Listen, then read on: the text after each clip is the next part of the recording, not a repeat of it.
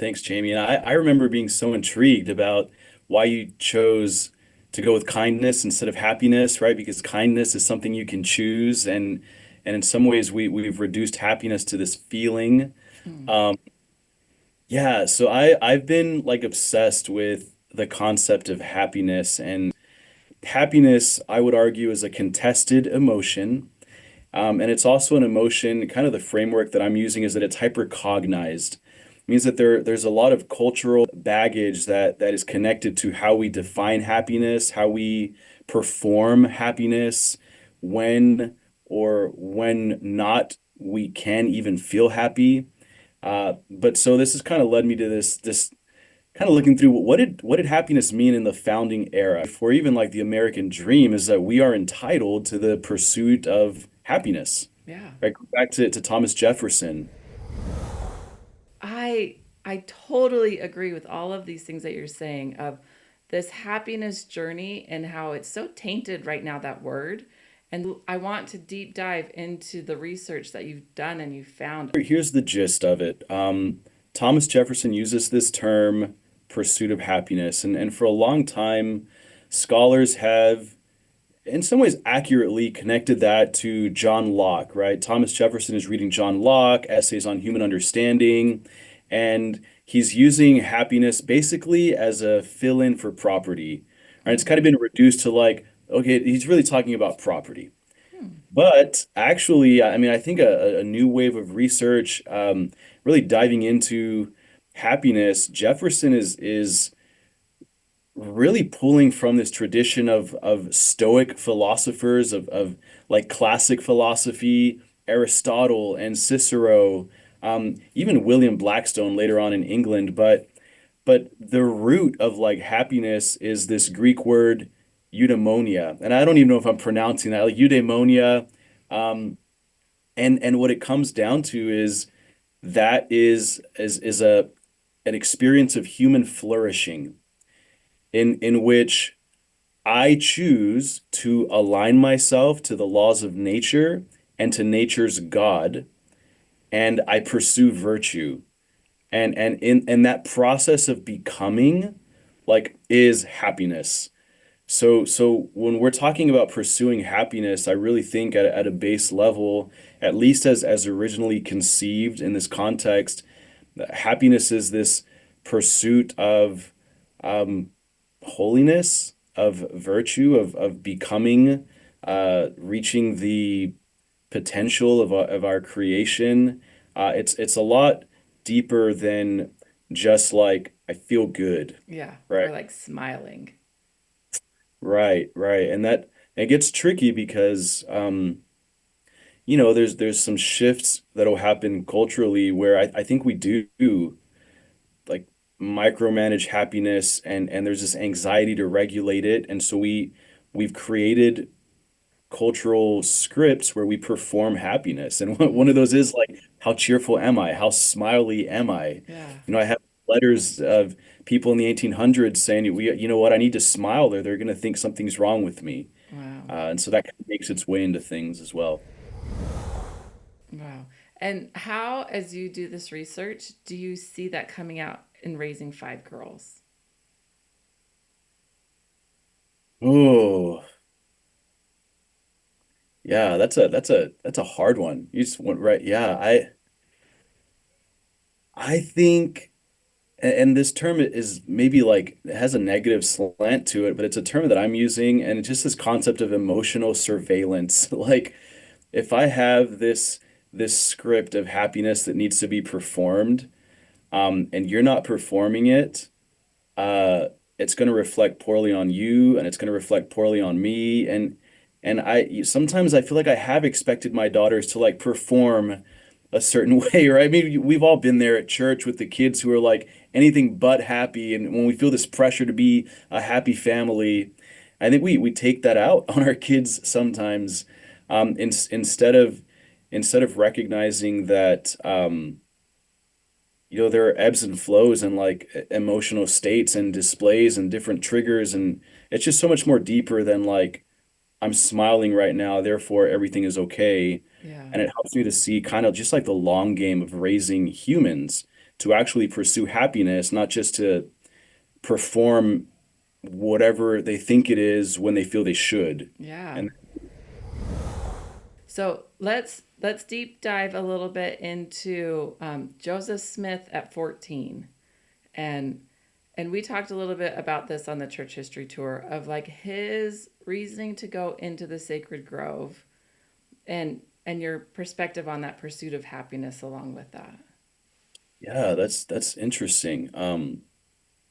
I don't know that I've like connected it in this way before. You asked me, and I the premise, right? And I think we've talked about this is that we've often, so often, with merit, told the story of like Joseph goes into the grove to find out which church is true. And that's definitely a part of it. But I think as you read the sources, what historians would call his primary question was he's concerned with the salvation of his soul, right? He is an anxious teenager. Like he's I'm weighed down by what's happening in the world, by uh, my own shortcomings. Elder Eyring describes him as having a broken heart. And so if especially in this time, right, if happiness is like this pursuit and it's not only temporal, it's eternal, you could say that Joseph Smith goes into the grove trying to figure out where he could best pursue and like attain happiness and this like holiness and forgiveness, which is kind of interesting to think about as the pursuit of happiness kind of being at the heart of opening the floodgates of restoration. So Yeah, yeah. I I think it's fascinating to, right? Like I don't know, raising girls, raising especially teenage girls that are trying to figure out what that means and what that looks like, and I hope that everybody has those opportunities in their own sacred grove to figure out how they're gonna pursue that.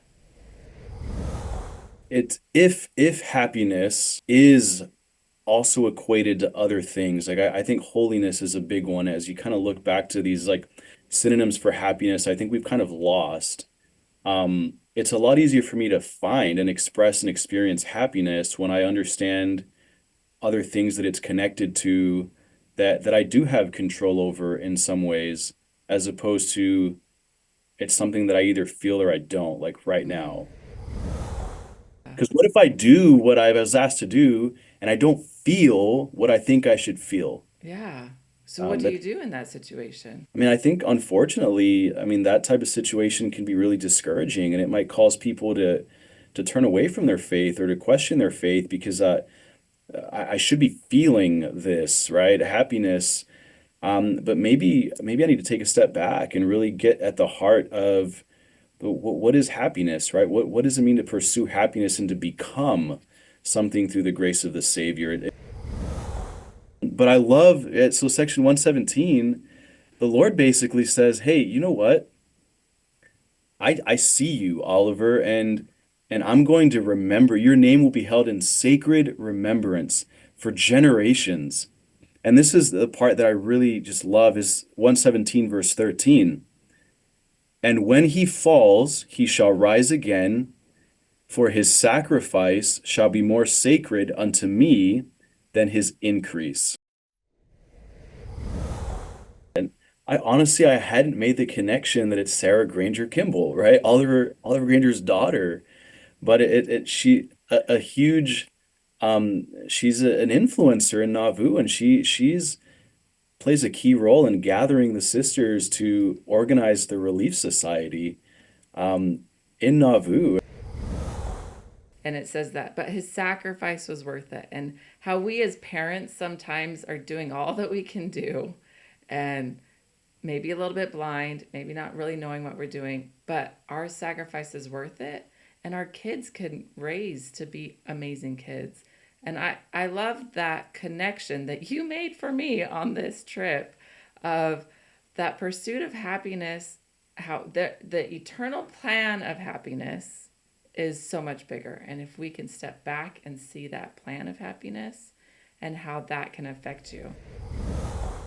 And the reason I keep coming back to holiness is So part of what I've looked into and part of my what I'm arguing is that happiness is hypercognized. It's like super intellectualized. And there are some things that are almost like synonymous with happiness. And I'm looking specifically at antebellum America. And there are pros and cons to this for sure, right? Like I will say that happiness becomes synonymous basically with Christianity, with virtue, and with like Republican government. But kind of a subcategory of things that happiness becomes synonymous with is holiness. Mm. And so I have like a few examples. This is like a newspaper, 1830, for example. Every man is happy on earth in heaven, just in proportion as he is holy. And there's this another really cool article that I like. This was 1840, and basically like the editors of this newspaper are it's January and they're talking about a happy new year, right? And they say happiness and holiness are inseparably connected. Therefore, we wish our readers a happy new year. We are wishing them a year devoted to holy living. So basically they're saying, yeah, happy new year, but holy new year is Right. what we really want to wish you. I'm hesitant because I don't want to be misunderstood as like saying there's no such thing as like eternal truth or eternal happiness. Like there are true principles, right? But part of this also is not being so married to like my definition of happiness that I'm blinded to how others are pursuing it and experiencing it. I like kind of how you said happiness and holiness can be light, and maybe that's one way to approach it as we recognize that happiness isn't, I don't know, to be had in isolation, right? Like happiness and holiness, happiness and virtue, happiness and service, happiness and Jesus, especially. Oh, I love everything that you're saying, Will. I think it's so profound. And right along the lines, I like this holiness with like WHOLE, like being whole, and how that that means all of the feelings and all of the emotions and all of the trials and all of the heartaches together there. That being whole, and I started this podcast a long time ago. It actually was when my oldest was a little younger than yours. So I had these five little kids, and I was all about be helpful, be happy. Like it was my persona. I was that bubbly personality. And then when Gracie was turning 9, she was diagnosed type 1. And it rocked my world. Like everything that I ever knew was so upside down. It, but I am whole because of those experiences. And I'm able to go through that hardship. Like there's, I don't know, maybe it's two sides to the coin. Like I don't know exactly the analogy, and that concept of I like be happy, be holy, but being whole in your holiness. And even like that holistic view of happiness is important. I think we're too black and white about it sometimes, but I like that holistic happiness.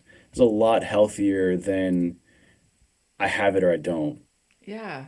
Yeah. And or I'm good if I have it and I'm bad if I don't have it. Yes. Yeah, And yes. and that's not what we're saying at all. You know what? The Savior sees me and it's okay. And things are going to be okay, which is, you know, a beautiful kind of way to encapsulate, right? The theme today is be happy, right? It's not feel happy. And going back to that, you know, eudaimonia, it's so much less about feeling than it is about being and doing. So what does it look like to be happy, like, or to do happiness? Those are things I do have control over. And when I fall short, I have a merciful Savior who's full of grace. But it's again distance from feeling and embrace more of that being and doing part of it is kind of this holistic approach to happiness. We should look to the Savior and know that we can have joy in the doing and in the becoming. And I know that the feeling will come sooner or later, but He will make all unfairness right and wipe away tears from our eyes. And I think to pursue happiness is to pursue Jesus consistently. But I feel like my perspective on happiness has deepened in many ways. Will, thank you for your insights, your research, and for reminding us that happiness isn't just a fleeting feeling, it's a process and a pursuit and a way of being. Thank you for being here and for sharing in this journey. It's a process. Keep shining your light because you are beautiful and you are becoming something amazing.